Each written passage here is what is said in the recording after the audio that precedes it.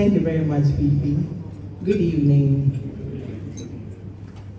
I'm sharing a very short testimony, emphasis on short. In January this year, it looked as though I chanced on a fasting and prayer session by Eastwood Anaba, and they had dubbed it Reposition. And during one of the morning sessions, he was led to give 50 cedis to anybody who was in the service and didn't have any money at all. So this young girl called Agnes went forward. And after she had taken the money, Pastor Eastwood asked her what she was going to use the money for. And she said just before she left the house, a pregnant woman who lives with them came to her and said she needed 60 cedis to buy blood tonic because she had been told that her blood level had fallen. So she was going to give the 50 cedis to the woman.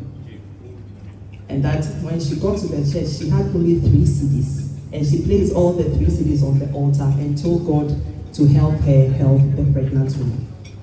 So Pastor Eastwood was very touched and told her that he was going to give her 1,000 Ghana cedis for the pregnant woman and then 1,000 cedis for herself. Then Pastor Eastwood said that anybody who was moved and touched by the little girl's story should also give her something. So they projected their home number. I was watching this on YouTube. So they projected their home number and I sent her 1,000 cedis. A few days later, my gate bell rang, and when I opened it, there was a young man who greeted me heartily, "Good afternoon, Tikukwa." He was wearing a mask, so I didn't know who it was. Then he removed the mask. He said, "Oh, I'm Samuel." And I recognized Samuel. Now I run an inflatable business, renting out bouncy castles and water slides. And this gentleman's company in 2019 had asked that I send them a proposal. I prepared a beautiful proposal and sent it to them. As if the heavens closed, immediately I sent the proposal. It didn't matter what I did, I didn't hear from them. In fact, they didn't even acknowledge it. Then there he was right at my gate saying they had a program and they needed my bouncy castles. So I said, "How many do you need?" He said, "How many do you have?" And I said, "Okay, I'm going to send you the pictures and the price." He said, "Don't worry. The money is not important. Just send us the invoice." For some reason, I got distracted and forgot to send the invoice. This man pursued me as if his life depended on the invoice.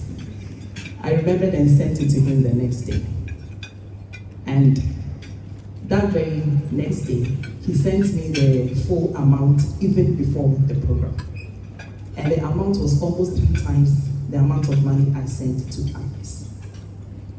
Now Agnes went to church and put only 3 cedis on the altar. But before she left, I'm sure she had at least 2,000 Ghana cedis because Pastor Eastwood gave her 1,000 cedis, I gave her 1,000 cedis. But I'm sure more people who were watching all over the world also sent her something. And I sent her 1,000 cedis. And within a few days, a company that I wanted to do business with 3 years ago that didn't even acknowledge my proposal came and ordered my product. I think I can end by saying, he who has an ear can hear what the Spirit is saying to the church. Thank you. Wow. Thank you very much, Mrs. Morris. That's a beautiful one.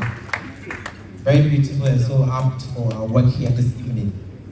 Indeed, he